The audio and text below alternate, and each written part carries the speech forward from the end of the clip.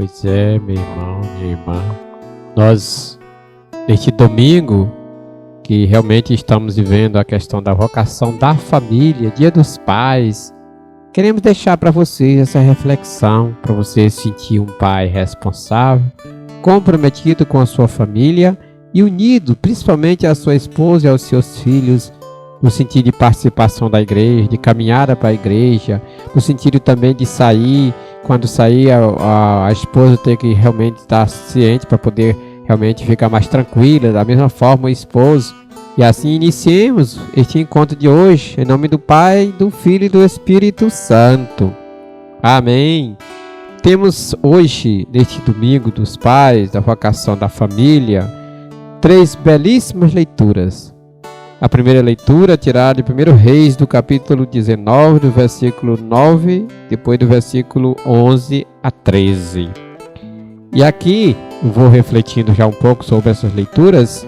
A primeira leitura traz para nós uma reflexão que Deus nos manda através do profeta Elias. E ele vai se escondendo, mas não consegue. Depois, de repente, ele desce a um lugar, numa gruta, para ali realmente repousar, diremos assim. E vem uma surpresa, interessante essa surpresa que acontece. Acontecem alguns sinais. Como ele está em repouso, em cada um dos sinais, ele pensa logo que é Deus que está chegando. Mas na verdade ainda não era Deus que chegava. Primeira coisa que vai aparecer é um vento forte e impetuoso que ia desfazendo as montanhas, ia quebrando os rochedos. Mas neste primeiro sinal diz que Deus não estava naquele vento. Depois do vento, o que é que vai aparecer? Um terremoto. Ele logo imagina, realmente uma coisa desse tipo, é possível que Deus esteja. Nada, o Senhor não estava também naquele terremoto. E depois do terremoto vem um fogo. Você sabe que o fogo devora, queima. Mas mesmo assim, ainda não foi constatada a presença do Senhor ali. Tá? Agora sim, depois do fogo, ele ouviu o murmúrio de uma leve brisa.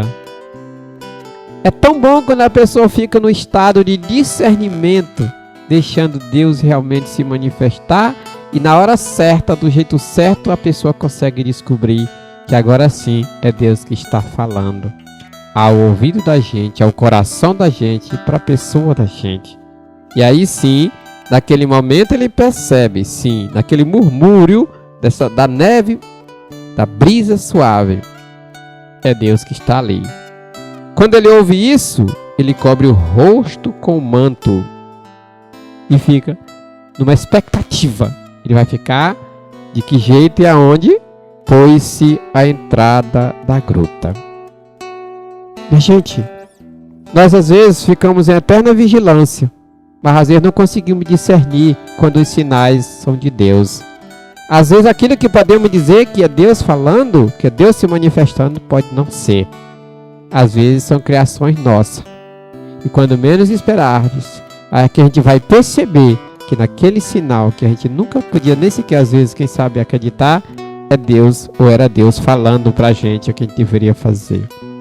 Às vezes você em casa, como família, fica a imaginar: poxa, será que aquele convite da minha esposa para ir à igreja participar das missas, das pastorais, dos movimentos, quem sabe não é Deus batendo à porta do seu coração e lhe convidando?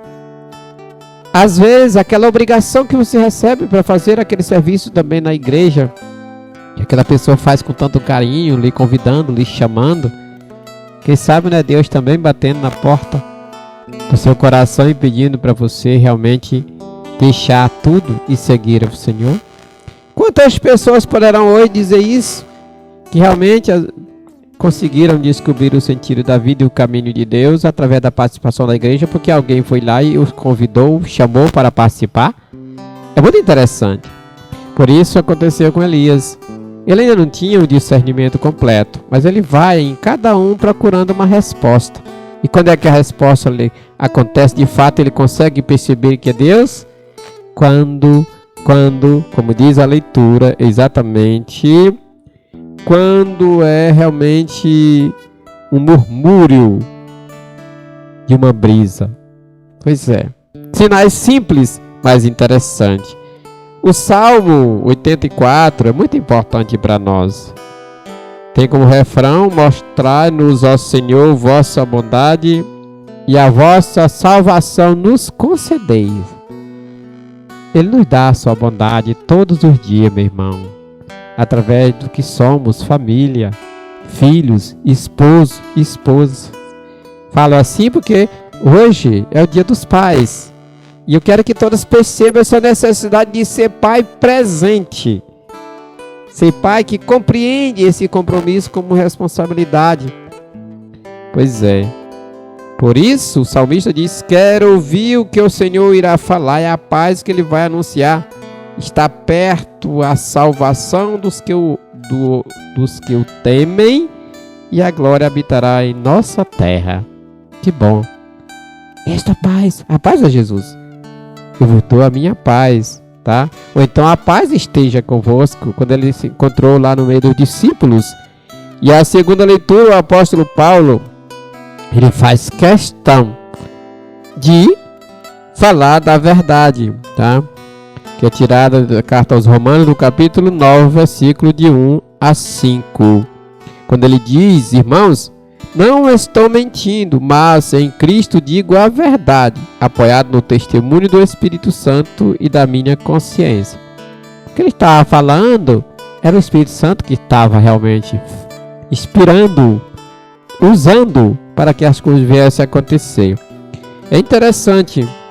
Então assim, ele fala bem claro: tenho no coração uma grande tristeza e uma dor contínua, a ponto de desejar ser eu mesmo segregado por Cristo em favor de meus irmãos e os da minha raça. Eles são israelitas, ou seja, eles são aqueles primeiros que aceitaram, que caminharam com o Senhor, que viveram essa dimensão da fé. Mas eu respeito e, portanto, também estou na mesma dimensão. Por isso, eles devem me compreender também, porque sou um mensageiro. É interessante. E quando ele conclui na própria leitura, quando diz: a eles pertence a filiação adotiva, a glória, as alianças, as leis, o culto, as promessas e também os patriarcas. Deles é que descende quanto à sua humanidade, Cristo, qual está acima de todos. Deus bendito para sempre. Ou seja, deles, disse aqui o apóstolo Paulo, que descende toda a humanidade. Mas não quer dizer que ficou só com eles. Também a salvação vem por Cristo, se estende, graças a Deus, até nós, chegou até nós. Por isso, o evangelho de hoje que vamos refletir, tirado de Mateus, do capítulo 14, versículo 22 a 33. Aconteceu o milagre da multiplicação dos pães, porque aconteceu a partilha e Jesus percebeu que era possível, o pouco dá muito. Depois que isso acontece, os discípulos atravessam de barco para o outro lado do mar. Para o outro lado do mar. Enquanto isso, o que é que Jesus faz? Jesus vai ao monte para rezar, para se preparar mais, para receber do céu essa força maior, para dar continuidade à missão que ele recebeu do próprio Pai, tá? É interessante. E para lembrar que ele ficou ali até a noite. Diz a palavra que à noite ele continuava rezando. Continuava rezando. E, claro, sozinho. E enquanto ele estava rezando, os discípulos remando para chegar do outro lado da margem, tá? É interessante isso aqui. A barca, porém, já longe da terra, era agitada pelas ondas, pois o vento era contrário. Perceberam uma coisa interessante? Jesus fica em oração, sozinho. Enquanto isso, eles estão indo para o outro lado. É interessante aqui, essa realidade. Estão em quê? Em um barco, que está no mar, que estão dirigindo. Mas diz aqui, é interessante demais, a palavra que está nos dizendo: a barca, porém, já longe da terra, era agitada pelas ondas, pois o vento era contrário. Perceberam isso? Isso quer dizer o quê? Que quando eles estão no barco, mas seu mestre não está com eles têm medo, eles estão inseguros. E primeiro, depois porque já é noite, e diante da noite ele não sabe o que está por vir. Portanto, eles sentem uma insegurança, um medo e até uma vontade de desistir. É aí que está.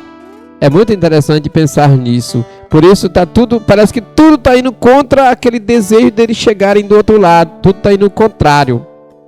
E quando é que Jesus vai aparecer? Pelas 3 horas da manhã. Ele vem aos discípulos andando sobre o mar. O que acontece quando os discípulos vêm? Se amedrontam, pensam que é um fantasma. Interessante. Eles poderiam ter refletido diferente. Não reconhecem Jesus caminhando sobre a água. Mas pelo medo, eles criam a imagem de um monstro. Quando as pessoas ficam sem Jesus, ficam inseguros, às vezes Jesus está à sua frente, mas por causa do medo não consegue reconhecer. Olha aí o que aconteceu. Quando os discípulos avistaram andando sobre o mar, ficaram apavorados e disseram, é um fantasma. Diz aqui que gritaram de medo. Mas Jesus é aquele que não traz o medo, mas a certeza e a segurança aos discípulos. Por isso logo vai dizer para eles, coragem, sou eu, não tenhas medo.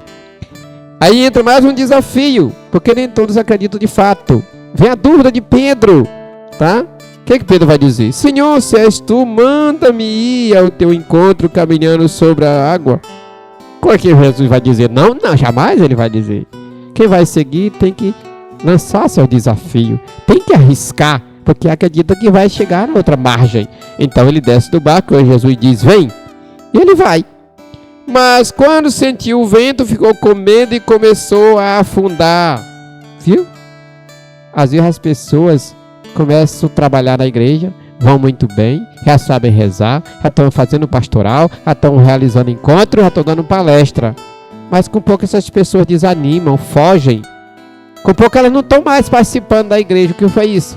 Começaram a afundar no mundo das ilusões e às vezes no mundo das coisas erradas, que não faz tudo para eles vira banalidade. Mas Pedro aqui grita, Senhor, salva-me!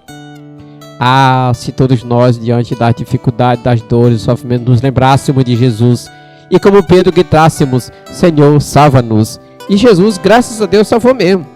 Estendeu a mão, segurou Pedro e lhe disse, homem fraco na fé, porque duvidastes? E é interessante, gente, que depois que Jesus chegou, depois que ele pegou na mão e ele entrou no barco, logo a tempestade passou. Viu? Com Jesus venceremos todas as tempestades e saímos do nosso ego, do nosso próprio eu e vamos sempre ao encontro do outro, para outra margem. Por quê? Porque agora nós percebemos que na companhia de Jesus nós somos este ou esta vencedora. Por isso, quando Jesus está presente, as tempestades passam, as dores cessam, o fogo apaga, as ilusões também são vencidas, porque Jesus não é uma ilusão, mas é uma verdade. E essa verdade vai libertar a gente. Por isso, concluo agora, deixando já a minha bênção, mas dizendo também, o barco é frágil. Tudo balança com o vento, você sabe. A noite dificulta a visão, tá? Insegurança. Os discípulos de Jesus ficam com medo. Colocar-se, gente, a serviço do reino, muitas vezes, tá? Geralmente aparecem as dificuldades, os medos, as inseguranças, tá? Às vezes, insegurança que muitas vezes cria a vontade de desistir do projeto. O medo cria a barreira para a comunicação. O medo cria a barreira para a continuação do projeto, para a vivência do projeto. Então aprenda a buscar Jesus para superar esses medos. E deixe que Ele entre no barco da sua vida, que com certeza a tempestade vai passar e você vai ser esse vencedor. E aqui eu deixo a minha bênção, lembrando dos pais, tá? Porque hoje trata-se também da questão dos pais. Neste dia dedicado aos pais, façamos nossa oração na intenção de todos os nossos comunicadores, todas as nossas comunidades e todos aqueles que possuem a vocação de serem pais, que sejam de fato portadores e protetores da vida na sua família. Porque quantos pais às vezes pensam que basta dar o alimento, a roupa, mas não dá a oração, não dá o exemplo, não dá o testemunho, aí fica difícil, né? Ele realmente dá, ou seja, viver essa dimensão de pai. Por isso é preciso que ele faça isso para com os seus filhos. Senão, mas em consonância com o evangelho deste domingo, que nossos pais sejam fortes na fé para continuarem sua missão de educadores e protetores da dignidade da vida de seus filhos e filhas. Esperamos que você, pai, você possa realmente entender que você é esse portador dessa dignidade de filho e filha, como você é também filho de Deus. Agora deixa a minha bênção. O Senhor esteja convosco. Ele está no meio de nós. Abençoe-nos a Deus Todo-Poderoso, Pai, Filho e Espírito Santo. Amém. E você se ligue, tá? Pense bem. Transmita também essa mensagem para outra pessoa, para realmente poder todos nós estarmos conectados e entendendo essa mensagem de salvação.